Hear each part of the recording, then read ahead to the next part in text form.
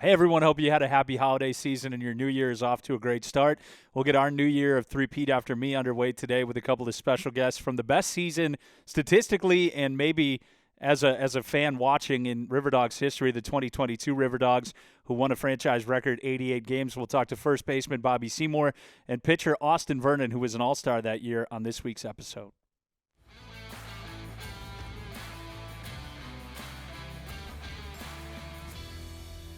All right, guys, what's up? Good to see you. How's the offseason been?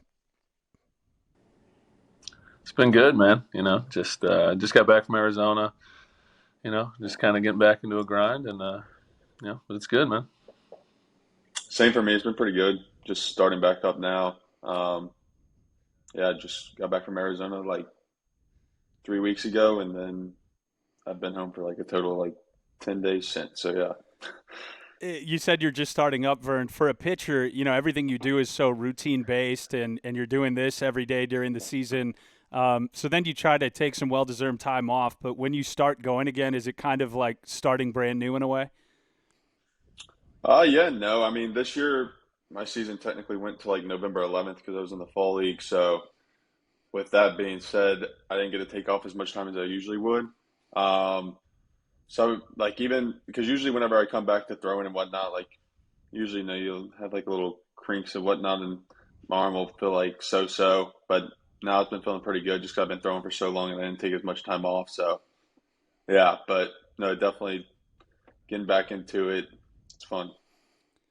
And on the other side, well, I guess we should get this out of the way first. I knew you as Bobby Seymour, but I heard some rumors last year that maybe you were trying to go with the more mature Bob Seymour.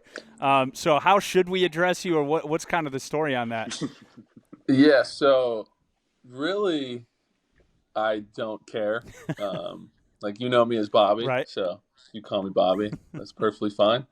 But yeah, that was kind of just a change I made last year because we were kind of saying earlier. I'm 25 now. Figured it shouldn't be. Figured it shouldn't be Bobby. But a lot of people were upset. A lot of people liked the Bobby, but felt it was more mature to be Bob. And I also found out I think I'm the only Bob in professional sports. Like just So Bob? yeah. Okay, but there are some Bobbies, Bobby Portis, among hmm others. Okay. That makes a Yeah, lot of but it's not sense. Bob Portis. Bob Portis, yeah. But okay, Bob. Um, it just feels weird. I remember talking, even position players feel it too. Like when everybody was dealing with um, COVID, and sometimes you'd have to miss a week or 2 weeks, and they said, look, missing 3 or 4 days feels like you've missed a month when you're in the grind of a baseball season. So, what does your start to the offseason look like? Like, are you going to the cages every once in a while, or are you trying to get away from baseball? No, so I mean, for me, this year was a little different because in spring training, messed up my oblique, was out for the first 2 weeks. Then All Star break, broke my hamate. So I was out for another 5 weeks. Then played the last month of the season, but then I had so much kind of downtime doing that, and then kind of already had rest there. So then after the season, definitely take a little bit of a break. I just played winter ball in Puerto Rico for about a month, so I was back playing for a while. But then kind of once I got home, it was already December. For me, once December hits, that's when I really kind of flip a switch and kind of really get into the off season. End of October, you're kind of, at least for me, it's more just kind of working out, doing mobility, still getting ground balls. But when I take swings, it's more just kind of feel. There's nothing, too crazy with it. I think both of you have talked about it and throughout your career, and I think everybody does. You're going to be banged up and bruised when you're playing 140 games, and that might not be the case in high school and college because you have some more breaks and you're kind of working on other things, going to school, those things. So, is dealing with injuries kind of a part of professional baseball? And do you have to kind of mentally battle that as well because you're frustrated because you aren't able to be at where you want to be and feel like you want to feel? Yeah, for sure. I mean, last year I had two injuries. Once I had got moved up from Charleston. So I mean, it's just more so. I feel like it all starts in the off season. Like with the strength aspect of things and like just preparing your body for a full season. I think that's been like the biggest key, and just like honestly, this year for me, thank God I had no injuries, but I just think I took better care of my body and just like recovery, and just like more arm care and whatnot, and just like mixing in more things to like might make myself stay healthy. Bob? Yeah, kind of to piggyback off that. Yeah, I mean, I agree 100%. It all starts in the off season. Just little things you can always improve on.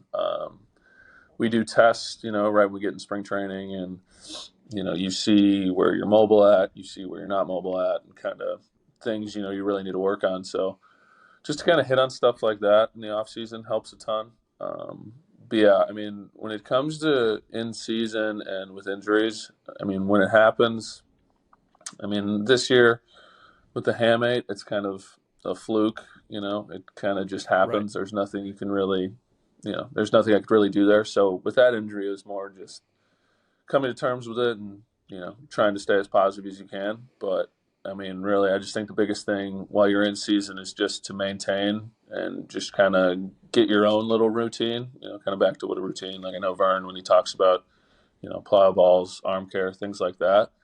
So for a hitter, it's really just kind of getting to a routine and finding something that helps you the most.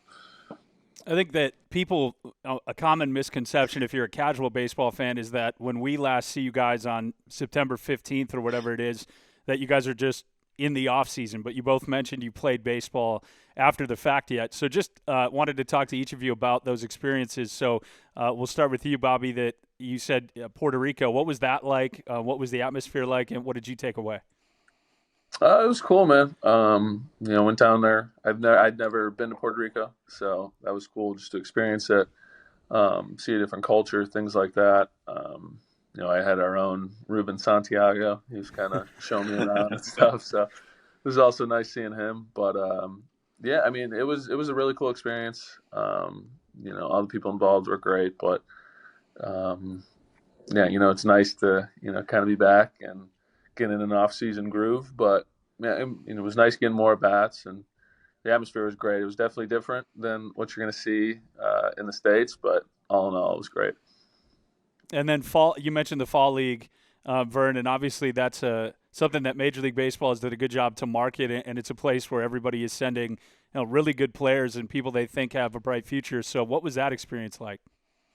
Oh, it was awesome. I mean, just being around like guys who are really good every day, and just be able to pick each other's brains and like figure out what hitters' cues are and what they look for in certain counts and whatnot. And then like just learning from other pitchers, different pitches and whatnot. And I mean, just the coaching staff we had there alone was like awesome. They like taught me a lot and sort of helped me. I mean, I had a crappy year this year. So going there and just starting like with a new slate sort of helped me a lot, and just figuring out different things and learning new things from like different pitching coaches and whatnot. I think that was very helpful for me. And like I said, just being around like a lot of talent out there, it was like very helpful, just showing that like, hey, I can't compete against this. Like yeah, I had a bad season, but I still got this type of deal. Absolutely. And I wanted to talk, Bobby, you mentioned Ruben. So you both had him here in Charleston as an athletic trainer, and then he was in Bowling Green this year. But guys like that, athletic trainers that you can kind of either spend a full season with, or you're seeing them at each level along the way. Like, I think it's cool how important that relationship is that people don't get to see. I mean, you have to be able to trust them, and they have to trust you to do what they're telling you to do. But how important is that relationship between the medical staff and the players?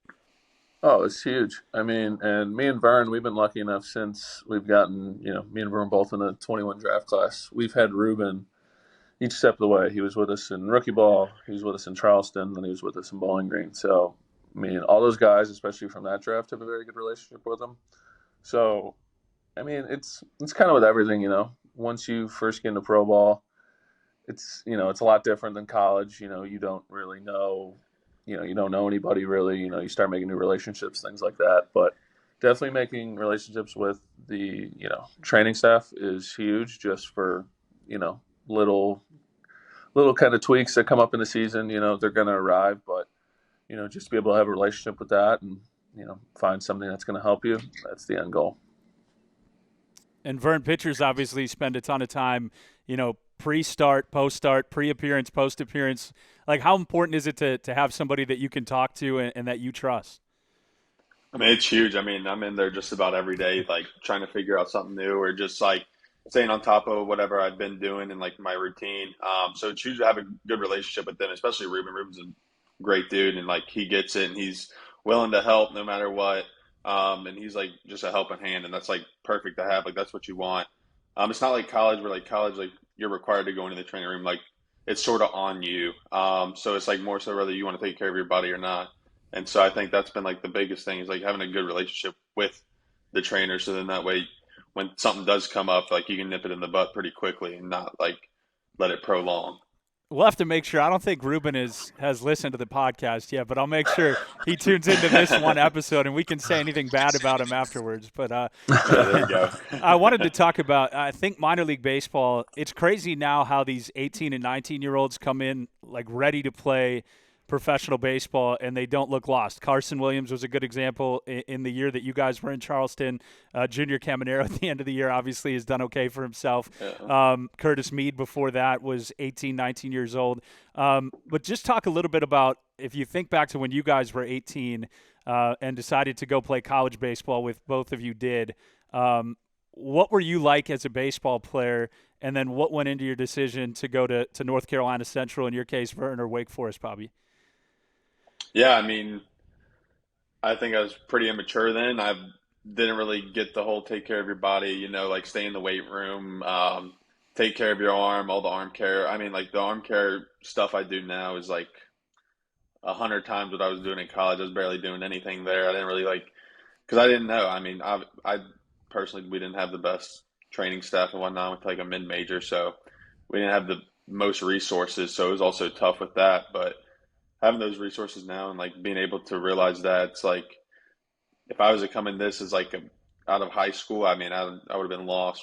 I would have been like, oh, what is this? What is this? Because like I mean, I never did any of that type of stuff in high school. I rarely lifted that much, honestly, either. So I mean, taking that jump to college and like figuring out what I really needed to do and to like mature through college and be like, okay, this is what I need. Like, I think that was huge for me personally. I mean, I wouldn't be able to do what Carson Williams was doing when he was 18. So yeah. Yeah, I definitely think the jump to college helped me a ton. Going to Wake, we had great facilities, great coaching staff, things like that. So it really kind of helped mold you into pro ball. So, just definitely made little changes as each year went on. Like, I remember kind of going into freshman year, I thought I had, an idea of what was supposed to go on with college baseball, and then went through my first fall ball and had no idea. It was just like, that's your first like real kind of grind when it comes to baseball, I thought. And it's always your freshman year, because your freshman year fall feels like it's, 5 months long, and, it's 4 weeks, however long it is.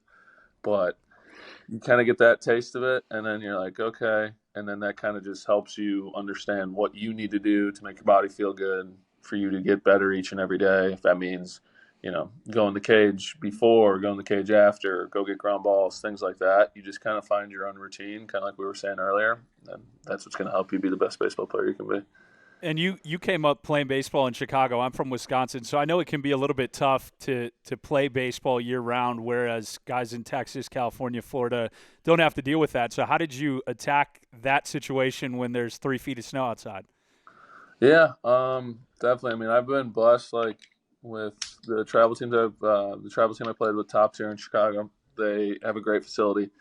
So, and me and my hitting coach is still hit with, same as Matt Plant. We, after this call, I'm actually gonna go hit with him. But like, I'm always kind of up there with him, just kind of getting work. So that was something I built a relationship with those guys since I was like 14.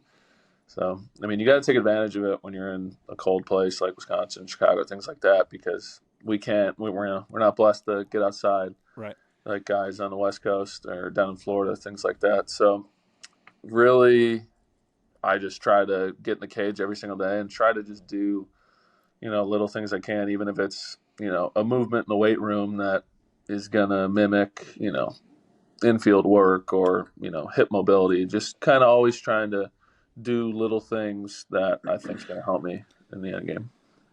Vernon at North Carolina Central, I know that your brother was there and also made it into professional baseball. Andrew, how much of that process that he went through kind of helped you as you were just maybe a step or two behind him in doing each of those things?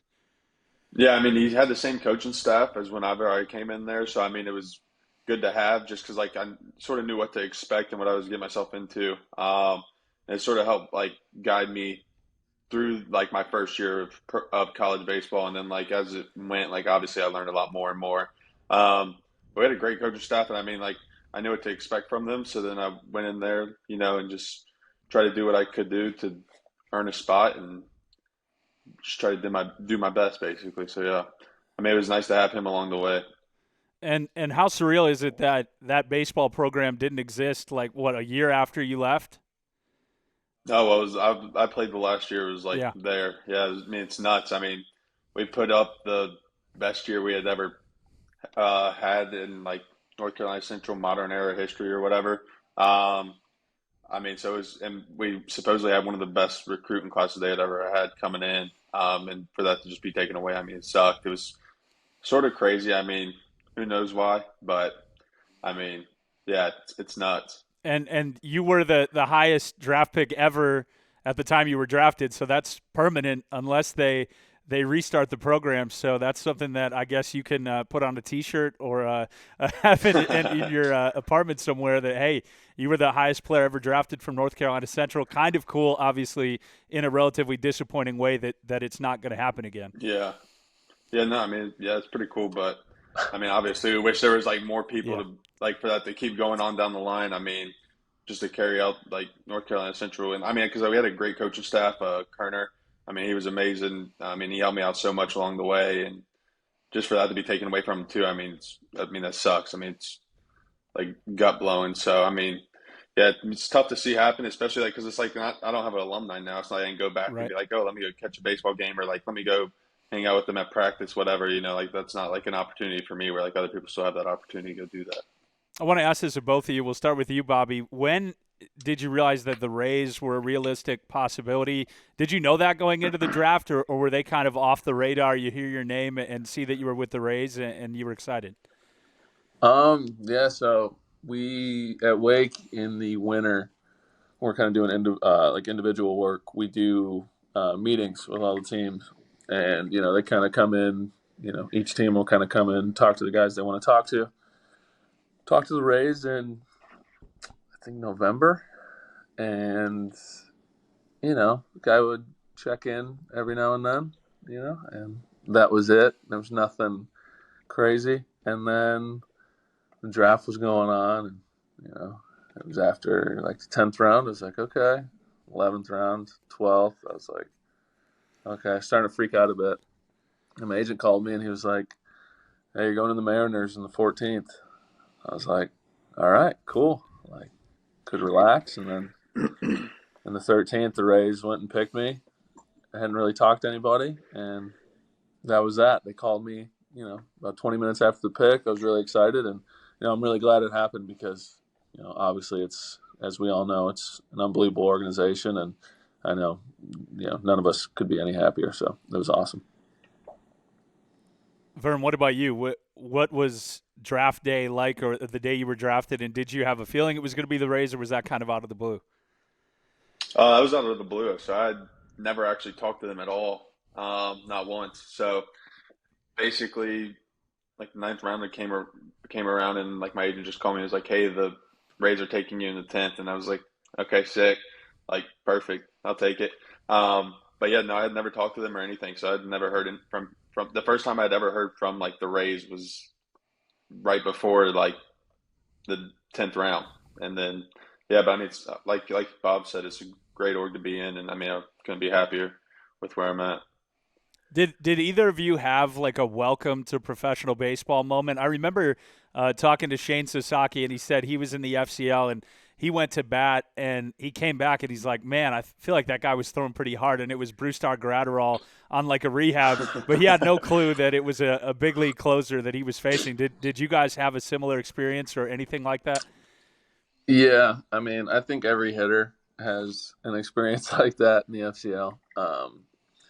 And it's very funny always hearing Shane tell that story. But I think everyone always kind of has that, at least from a hitter's perspective, because even when you're a college guy and you come in and it's still like your first couple at bats in pro ball, it's like you haven't seen pitching in a little bit. It's just a little different. And I think everyone has that welcome to pro ball moment when you step in the box and some guy might be throwing 100 and doesn't know where it's going. And you're like, well, I don't know if I should be doing that. It's like, but then, obviously it's every step of the way you get more and more accustomed to it. And then, each level you kind of go up, stuff gets, a little better, a little cleaner. But I mean, yeah, I think everyone's kind of had a moment like that for sure. Yeah, I mean, I'd say, yeah, like Bob said, everybody has those moments. I mean, maybe not facing like someone that's throwing 100 because obviously it's different from our side of Sure. things. But I mean, there's millions of good hitters out there, and I mean, you go out there and throw one inning, give up a six spot. I mean, you're like, damn, welcome to it. Trust me, I've had it happen And then firsthand. let's talk a little bit about the 2022 River Dogs, which I think was a really special team. The guys were excited. Blake told me in spring training, like, we're going to be really good. Was that kind of the feeling as you got to know the people that were coming to Charleston and you show up in town that, hey, this is a group of guys that it doesn't have a lot of business losing many games? Yeah, we thought we were going to win every single game. Yeah. Like I remember it was because end of spring training, you kind of do a practice. I remember we did like a kind of like a hit and get with like batting practice and some ground balls with the team.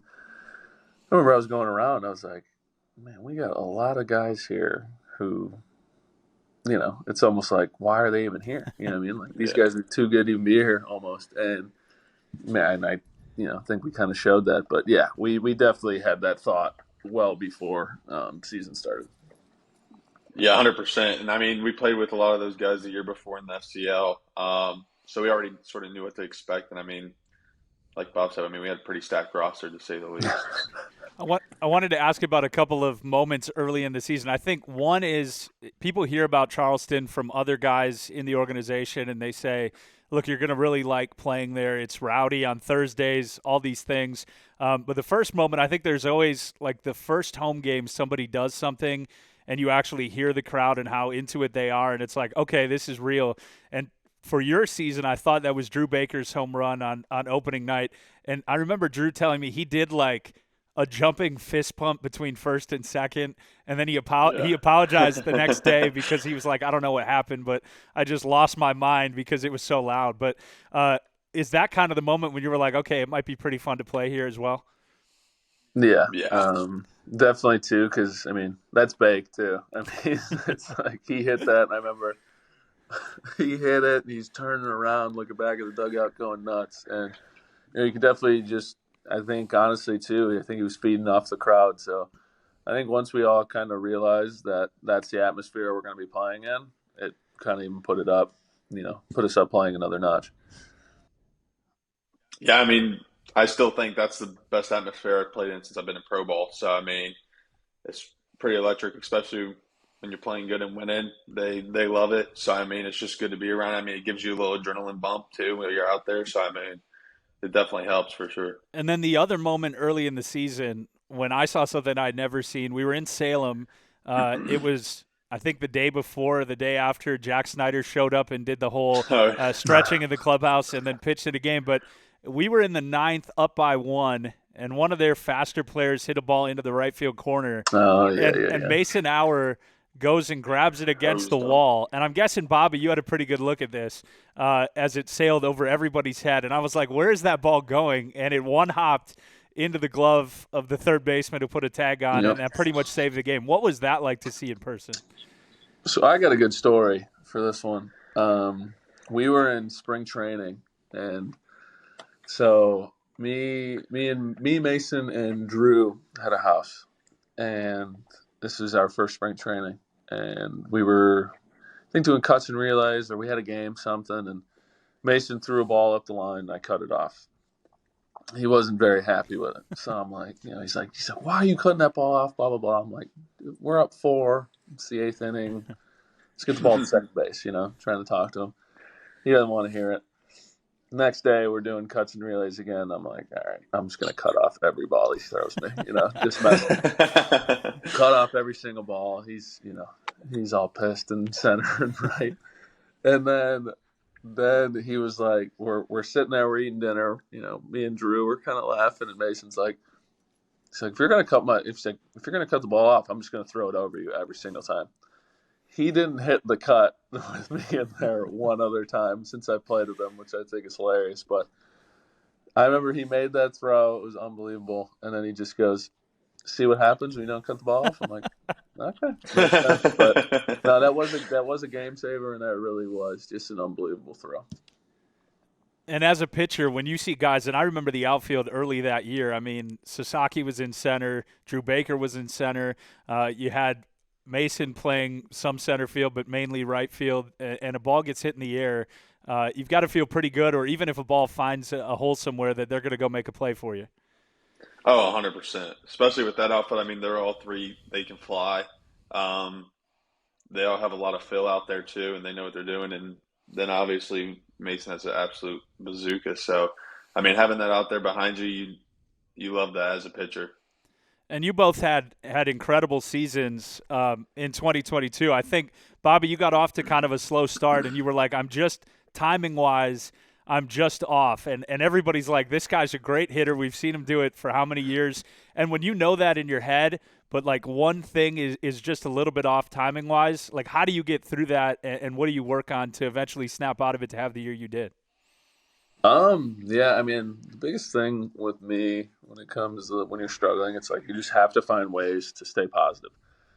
If you get negative and you start going down a negative kind of spiral, it's going to get out of control very quick. So I think really the biggest thing is just staying as positive as you can. And yeah, to begin that season, it was weird. It was like I was hitting the ball well, just kind of like line out. It would line out, and I'd be like, okay, that's a good one. Then like roll over, somewhat happy. It was all just a tick off. And I remember I was talking to Mason with this, and he was like, just go up there and swing at the first pitch and see what happens.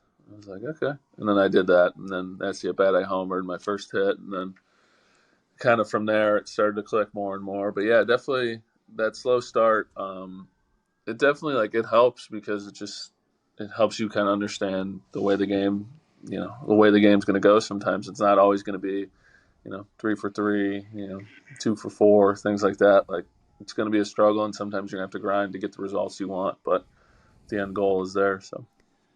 And Vern, I think you started the year in the bullpen for the most part, kind of in a bulk inning role, and then eventually got moved into the quote-unquote starting rotation and ended up winning a couple pitcher of the month type of honors, pitcher of the week. How does it feel, I guess, when you're going out there and you know that you've got a pretty good chance to go 5 or 6 strong innings? I think at one point it was like you were doing 5 and you wanted to have 6 great innings, and like that last inning kept on bothering you. But to be in that dominant stretch, what was it like, and what did you improve on from the beginning of the year until kind of when you got promoted to Bowling Green?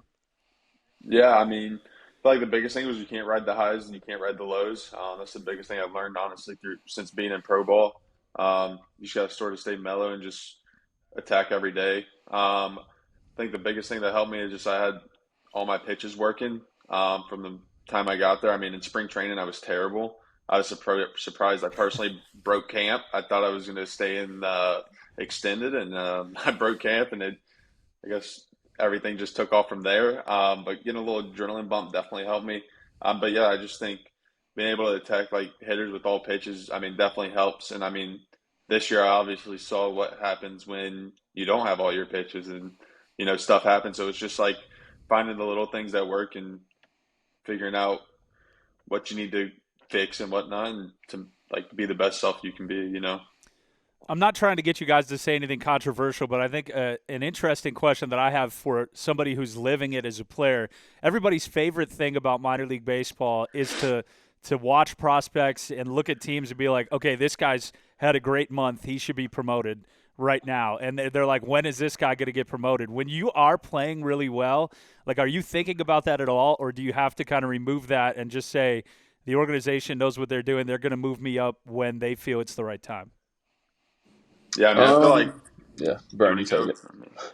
I feel like honestly, personally, it's just like what I've realized is like you just gotta let it come. You just gotta let it happen. You can't think about that. You can't be like, oh, you can't play manager. Sure. We do have a lot of guys that do that, but you definitely can't play manager.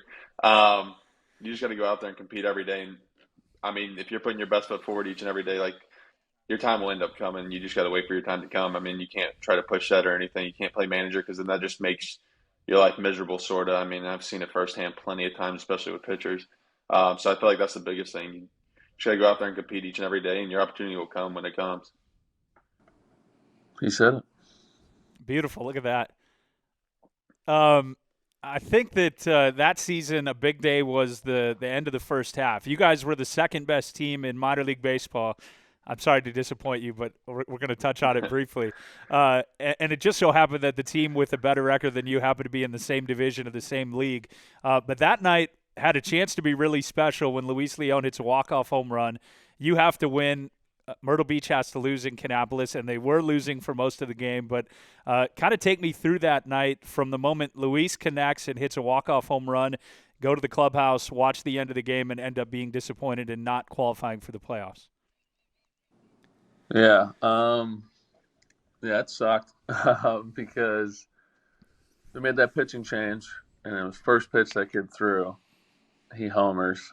We Yeah. win. We're going nuts. It's unbelievable. It was like you couldn't be any higher than how we were feeling. And then we go in, and some of the coaches during the game too, they're like, "Oh, Kannapolis is up, so and so." We're like, Yeah.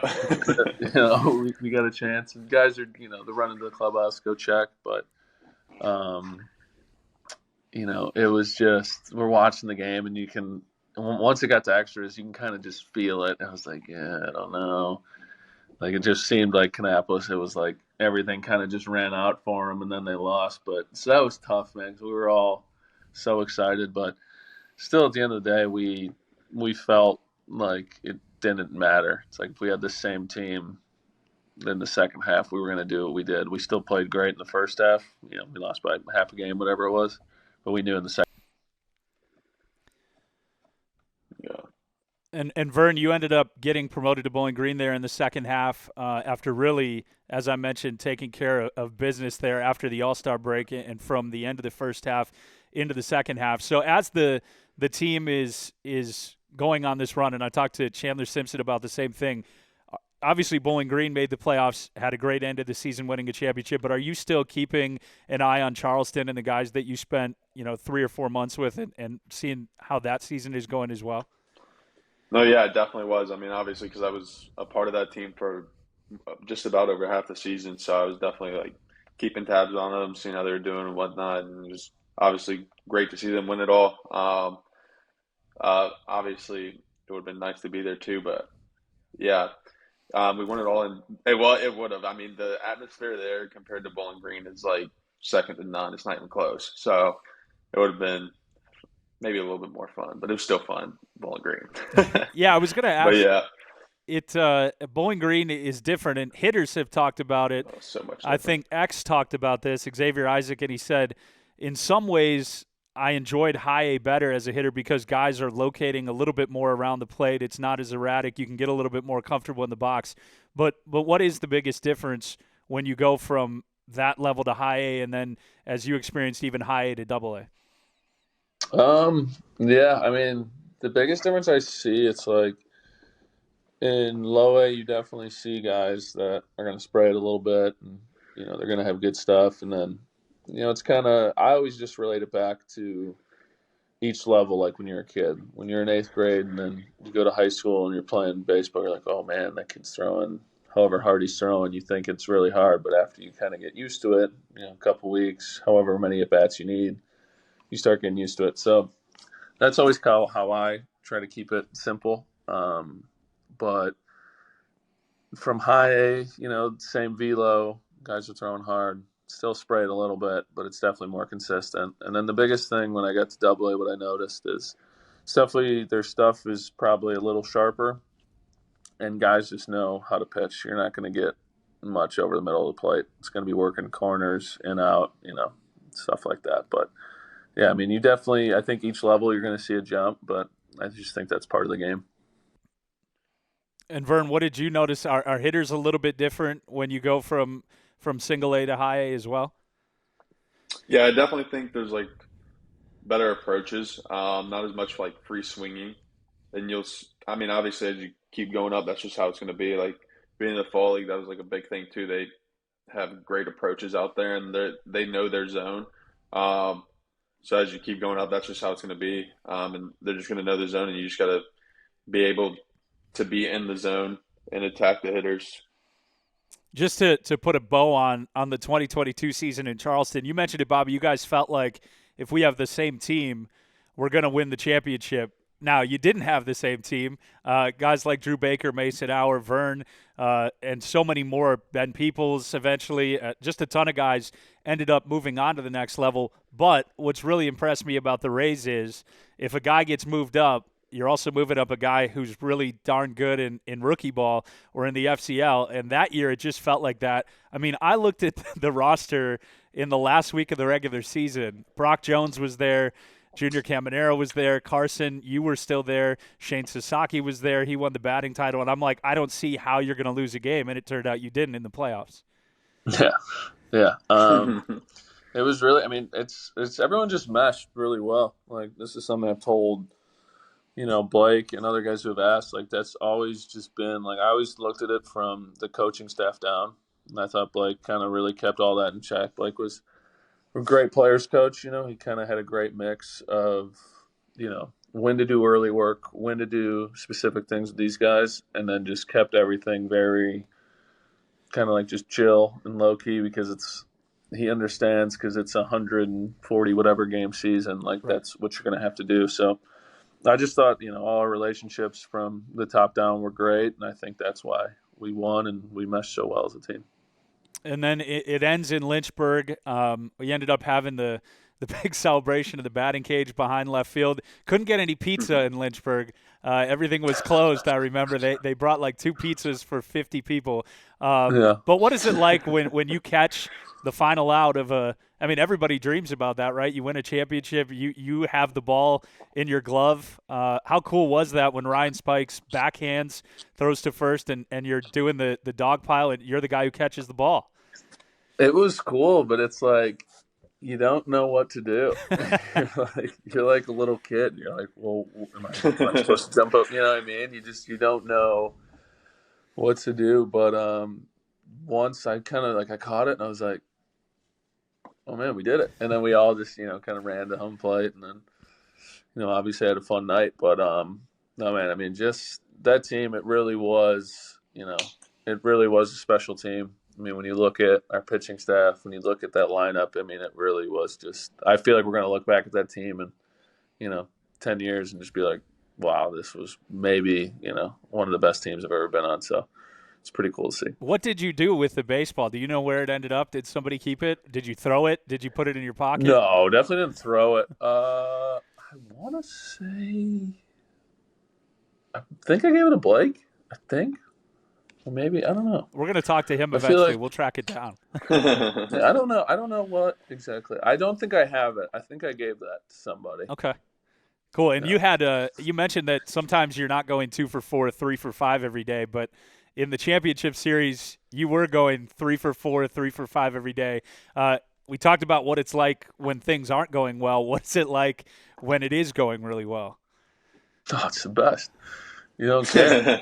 You don't care. You go up there and you're up there hitting and you're just like it's a weird feeling and every hitter can kind of experience it. It's you're just very locked in and you just go up there and you don't think at all and you're just like, yeah, well, I know I'm gonna get a double here. And then it happens. And you're like, oh wow, this is pretty cool. So everybody kind of goes through that, and it's as awesome as that is, it's similar to what we were talking about earlier. It can be the same way the other way. So you just got to give and take a little bit, and that's baseball for you, man. And Vern, is there the same thing where you get into a rhythm? I mean, everybody's seen a pitcher that, like, they're hitting corners, they're getting swings and misses, they're locating their head in the count. Does it feel different when you're on the mound doing that? And what is going through your mind when you know that everything you want to do is working like you want it to? Oh yeah. And whenever you're going good, I mean, you're just in a rhythm. You're just going. You're not thinking about anything. You're just pitching, and just letting your stuff play. And then obviously, like I said, I struggled this year. And when I was out there on the mound, it was like thinking about this, thinking about this, thinking about this mechanical thing, thinking about not being on time. But when things are going good, you're not thinking. You're just out there throwing and attacking the hitter. So yeah, there's a big difference between the two. And it's just honestly, whenever it's going bad, the hardest part is like figuring out how to stop thinking and like eliminate that and just clear the mind, go out there and do your thing. Also, I'm just going to ask you a couple of lighter-hearted questions now, and Vern, we have to talk about the hair. When was the last time you didn't have, the hair, and is that a part of your identity as a pitcher? Like, would you feel like something's missing if you cut the hair too short? Yeah, I don't think it's going anywhere. At this point, it's just part of me. I think I'm going like 8 years strong now, so yeah. Unless I start balding, which I think is probably coming pretty soon. Was So that directed at me specifically? no, Oh, okay. that was directed at myself. I can see it a little bit. I think I don't know. It looks like it's getting a little thin up top. I always convince myself. Getting a little nervous. Unreal. So then, who do you think has the best hair aside from yourself in the Rays organization? Bobby, you can answer this as well. I see he's trying to get a vote. I think you're looking at the two. We're the two guys who actually want to care for our hair. And That is true. We what did makes take it good care of worse, our hair. I had to share a shower with this clown in Bowling Green. We lived together. We had to share the bathroom and talk about hair all over the place. It was unbelievable. I told you I'm losing hair. I know it's coming. I always thought that I think Yoniel Kudret has solid hair as well. And at the end of 2022, Antonio Jimenez, I don't know how he fit it all under a hat, but when he took the hat off, it would there was an explosion of blonde curls. Yeah. I think this is a fun question. If you could face anybody in the Rays organization, Vern, for you, a hitter that you just like to face and see how you do over the course of 3 at-bats, and then, Bobby, you and a pitcher, who would you pick to just see what you could do one-on-one with another guy that you've played with? That we've played with? Yeah. Trying to think, because we face each other somewhat in spring training. Every now and then, we don't face everybody. Trying to think. Caminero, I walked him on like 4 pitches, so and that dude can swing it. So I think I want to try to face him 3 times probably. I faced Bobby multiple times, otherwise I'd probably say him. I don't know. First 2 that came to mind were Ben Peoples and JJ Goss. So those would be. That's just because I want to homer off both of them. But I think those would be my 2. What do you think? Did either of you spend time doing the opposite thing when you were younger? Like, Bobby, did you pitch at all? Vern, I'm guessing you were a hitter at some point, but what was your highlight doing the other thing, or what's the scouting report on you as a pitcher, Bobby, and Vern, you as a hitter? Yeah, no, I threw gas until I was like 12, 13. Like, I don't know, I messed up my shoulder or something, like a growth plate thing. Like when I think I was just growing too much, and then kind of messed my shoulder up when I was like 11 or 12. But I didn't know really they're supposed to like rehab, So I got the same arm as my 12-year-old self, which it's all right. But I thought I was gonna be a pitcher for a long time. And I was like, let's just stick to this hitting thing. Yeah, I thought I was going to be a hitter, honestly. And I wanted to hit, but that wasn't. I can't hit anything but a fastball, and even that, I'd probably still swing and miss a couple times. So, throw me any type of spin, and you got me. See, Alex Ayala told me that he played a little bit of shortstop and outfield. He told me last year that he feels He's like left-handed. he feels right. Shortstop. He feels like growing up, in Panama, I'm sure you just played the best guy at short, but he told me he felt like he could hit over 250 right now by just putting bunts down. No. In single A baseball. I told him he's crazy, and I think everybody else said that. Yeah, no shot. That's what everyone always wants to say, and then it's like, I can just bunt, and then it's like, okay, what are you gonna do when they start just being like, okay, we're not going to let this guy bunt anymore? Another guy who really thinks he could swing it is Johnny Cuevas. And he Yeah, did a no. little bit in See, but college. John, he hit in Oh, college. that's fair. That's Okay. so, and he does have a smooth swing. I will give John that. Oh, wow. So now we need Ruben and Johnny to listen to this because they're going to be really happy. All right, last thing for you. What is your maybe best talent away from baseball? Whether it's – we just talked to Xavier Isaac and Chandler Simpson. They've got a budding bowling rivalry going. But what is something maybe that people would be surprised that you're really good at, whether it's basketball, bowling, racing drones, whatever it is? What do you guys do during the off season that you're exceptionally good at? I would say, I mean, you said it, but basketball. We do that that's our conditioning on Fridays with my trainer. We're off today, but he's not in today. But usually we do on Fridays, it's like mobility circuit and, all agility stuff. And then our conditioning is, hey, go play basketball for an hour. And, that sounds fun, but it's also like by the end of it, you're like, I think I need to go take a nap, It's just definitely a little tiring. But, I'd say Are you like a stretch four? Are you a point guard? Like where do you fit into the – I was like – so playing – so like growing up I was always, was always the biggest guy. So like, Sure. Oh, you got to play center. And then my dad was like, dude, it's like if you actually want to play, you got to, you can't – he's like, you're not going to be, 7 feet tall. So – we were like, all right, whatever. Started playing, started working on dribbling and stuff. So I'd say, playing pickup, I could play point guard, but when I was playing two, I was probably like a 3. Okay. I'd say small forward. All right. And Vern, what is your kind of passion or hidden talent? I love golf, and I'm not that good, but I'll He's go hit the good. course about all He's the good. time as much as I can. I'm not good. Shot a 92 the other day, so I'm not good. But yeah, definitely golf. I'd say I try to play as much as I can.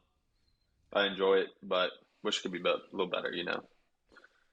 That's fair. I can't golf. I just do putt-putt in Kinston at the Mother Earth Motor Lodge, and that's where I really find my groove. Oh, that place. Yeah, that's a place in Charleston River Dogs history that there's been a couple of championship wins against them, including this year. But I would encourage everybody to just spend one night there. Oh, yeah. The fantastic – it's like you're going back in the 70s and you have mini golf right in the middle of the courtyard. It doesn't get better than that. I do have to say before we go that the Packers and Bears play, Bobby, the last week of the regular season. And there's a couple Bears fans in the office. And at the time of us recording this, the Bears have the number 1 and the number 5 pick, but are also a game out of the playoffs. And they believe they're going to make the playoffs, my coworkers here. But you got to know the Pack is back. Jordan Love is the man. The Pack is back is outrageous. Well, they never left. You're right. So they can't really come back. No, I mean, it's the Bears. It's just, I mean, I don't know. It's awful. I mean, it's because it's funny that we can have the 1 and the 5 pick. And it just shows you how bad the division is, and wild card's the backdoor game out. So it's a funny time to be a Bear fan, that's for sure. Vern, are you a football guy? Panthers? Anybody? No, not really. No? Not a huge football. I mean, I'll watch football, but I don't have a team. That's fair. It saves you a lot of stress, I promise. No, 100%. Unless you're betting on them, then it doesn't. That's where all my hair went, was from watching football. So just stay away from that. You might be all right. But all right, guys, thanks so much for stopping by. Always good to catch up. 2 of my favorites from my time with the River Dogs, and always rooting for you guys and watching where you're at and hoping you guys have great careers. Yeah, thank you. Absolutely. I appreciate it, my man. Awesome. Thanks, Thank guys. you very much, Take it easy. Jason. All right. Yes, sir. You too. Hey, everyone. Thanks for tuning in once again. As we get the new year started, we're really looking forward to building up to a brand new season of River Dogs baseball as we continue to reflect on the impressive run of 3 straight championships. Make sure to send us your comments, your suggestions, who you want to hear from on any of the social media avenues, Facebook, Twitter, or X, and on Instagram. We'd love to hear from you. Can't wait to talk to you soon.